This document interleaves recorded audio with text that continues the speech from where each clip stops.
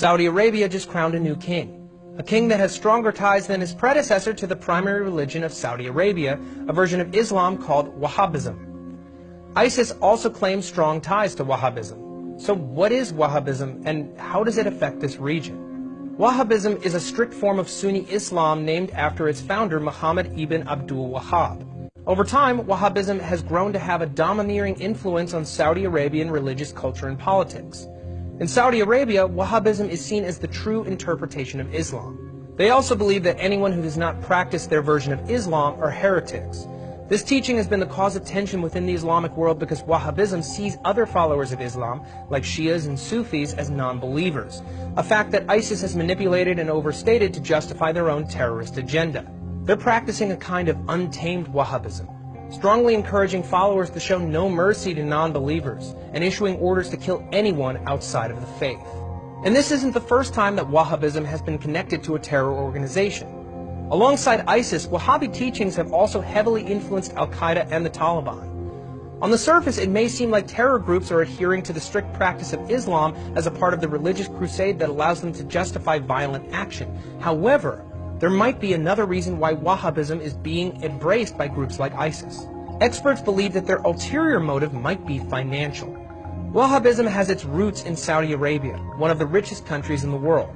It's understood that some Saudi charities and private companies are used as a front to fund extremist Wahhabi organizations like ISIS to the tune of $100 billion over the last 30 years. Funding has also been channeled into establishing Wahhabi schools in both Pakistan and Bangladesh, which has concerned local officials who believe the institutes are encouraged. The Saudis, by the way, are the world's #1 financier and exporter of global terrorism. No doubt about it. They have been busted funneling weapons and money to terrorists in Pakistan. They have been busted funneling money and weapons to rogue terrorists in Syria and in Iraq. And it is well known that they are funding and financing ISIS currently. The way that the whole thing works over there, we'll have to do a show on that sometime, but in essence, the Kuwaiti financial system in Kuwait is so loose and so lax that the Gulf countries in this area all simply pour and funnel their money through the Kuwaiti banking system, and then from Kuwait it goes out to the world. It goes out to Syria, it goes out to Iraq, it goes out to Pakistan, it goes out to Afghanistan, wherever they need help. And in fact, the Daily Beast, which is a mainstream news website, has a story this weekend entitled, "America's Allies Are Funding ISIS." Can you imagine if ISIS were being funded by North Korea?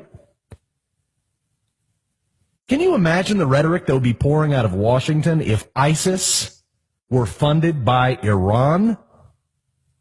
Or what about Russia?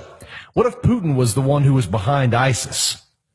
Oh, the media would love that, wouldn't they? Barack Obama would be talking about how we need to bomb one of these countries. No, it's not Iran. It's not Russia. It's not North Korea that is funding these ISIS terrorists. But instead, it's just the Saudis. It's just the Saudis. And even more ironic, the Saudis used what to pay for it? U.S. dollars? Where do they get the U.S. dollars? From the oil exports?